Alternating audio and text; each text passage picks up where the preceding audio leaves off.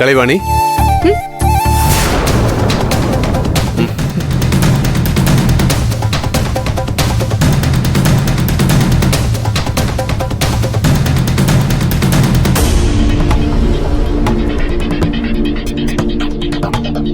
என்ன இவங்க காயத்ரிய கலைவாணின்னு சொல்லி கூப்பிடுறாங்க?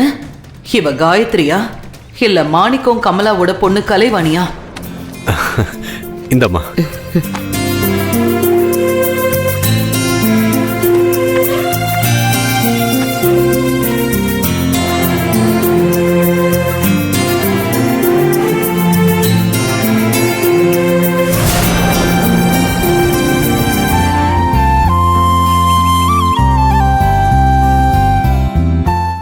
என்னம்மா பாக்குற?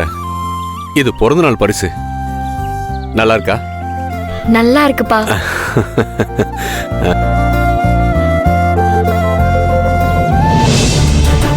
அப்ப இவ காயத்ரி இல்ல, நிச்சயமா இவ மாணிக்கம் கமலாவோட பொண்ணு கலைவாணி தான்.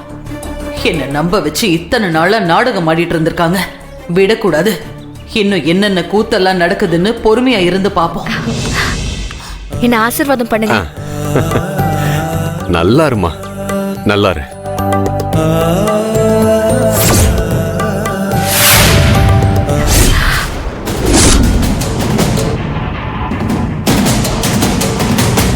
மாடி கலைவாணி, இனிமே உன் வாழ்க்கையில நீ நினைச்சதெல்லாம் நடக்கும்மா. நீ சந்தோஷமா இருப்ப. உன்னை யாராலையும் ஒன்னும் செய்ய முடியாது.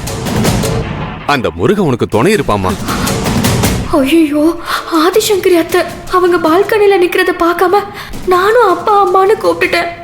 அப்பாவும் அம்மாவும் வேற கலைவாணின்னு வாய் நிறைய கூப்பிட்டாங்களே. இப்ப நான் என்ன பண்றது? இவ்வளவு பெரிய துரோகத்தை பண்ணவங்க இனி ஒரு நிமிஷம் கூட இந்த வீட்டுல இருக்க கூடாது. ஒட்டு மொத்தமா இந்த அயோக்கிய கூட்டத்தை இப்பவே அடிச்சு விரட்டுறேன்.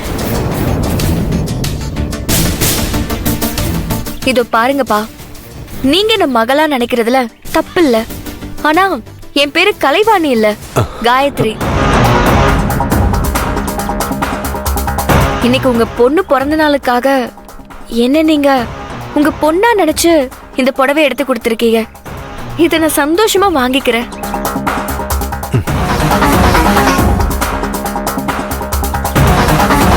ஆனா தயவு செஞ்சு காயத்ரிங்கிற என்னுடைய அடையாளத்தை மட்டும் அழிச்சிடாதீங்க. நான் அநாத ஆசிரமத்துல வளர்ந்தப்போ அங்க என்ன வளர்த்தவங்க எனக்காக ஆசை ஆசையா வச்ச பேர் இது.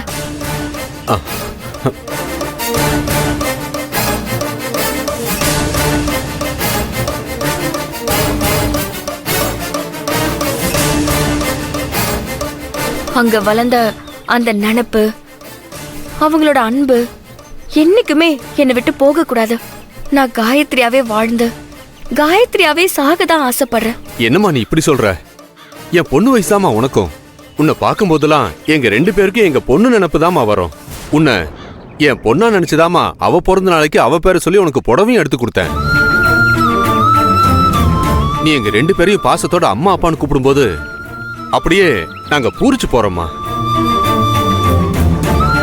உன்னை அந்த பேரை சொல்லி கூப்பிட்டா எங்க பொண்ணு எங்க கூடவே இருக்கிற மாதிரி இருக்கு தாயி. அதான் கூப்பிட்டேன். அது தப்பா?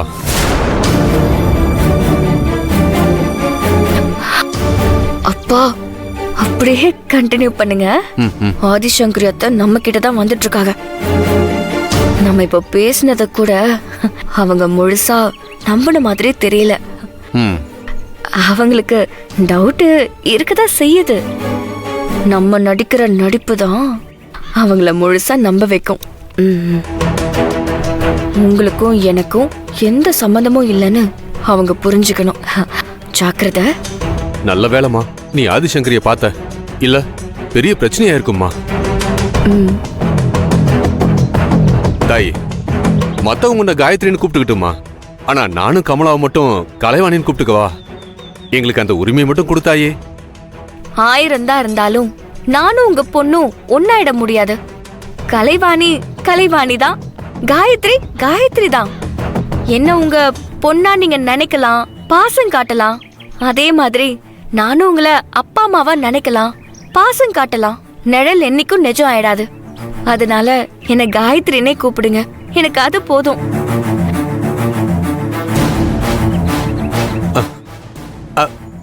தங்கச்சி நீயே வந்து இதுக்கு நியாயத்தை சொல்லுமா.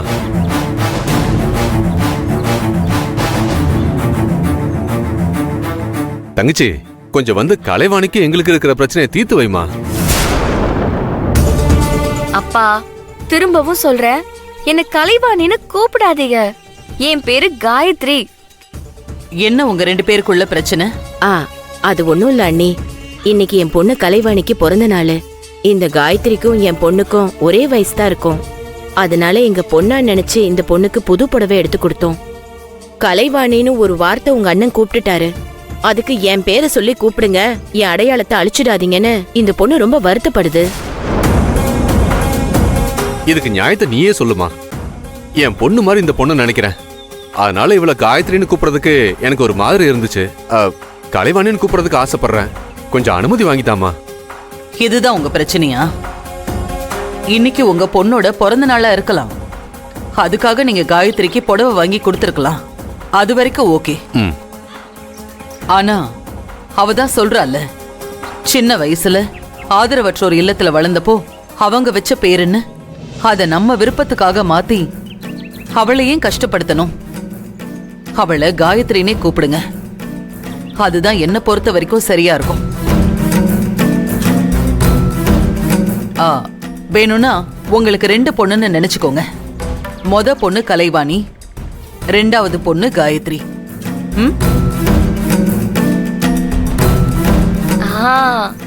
பாத்தீங்களாப்பா, மேடம் எல்லாத்தையும் யோசிச்சு கரெக்டா பேசுறாங்க. மேடம் பேச்சுக்கு மறு பேச்சே கிடையாது. நான் காயத்ரி தான் உங்க 2வது பொண்ணு. ஓகேயா? சரிம்மா, இனிமே நான் உன்னை காயத்ரினே கூப்பிடுறேன். அப்புறம் என்ன காயத்ரி, உன் பிரச்சனை சால்வ் ஆயிடுச்சு. இனியும் 2 பேரும் சண்டை போட்டுக்காதீங்க. கிளம்புங்க.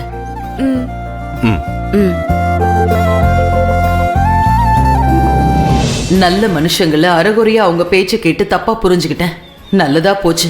இல்லைன்னா தப்பா புரிஞ்சுக்கிட்டு இவங்களை வீட்டை விட்டே வெளியில அனுப்பியிருப்பேன். அப்படி எதுவும் நடக்காம போனதுக்கு கடவுளுக்கு தான் நன்றி சொல்லணும்.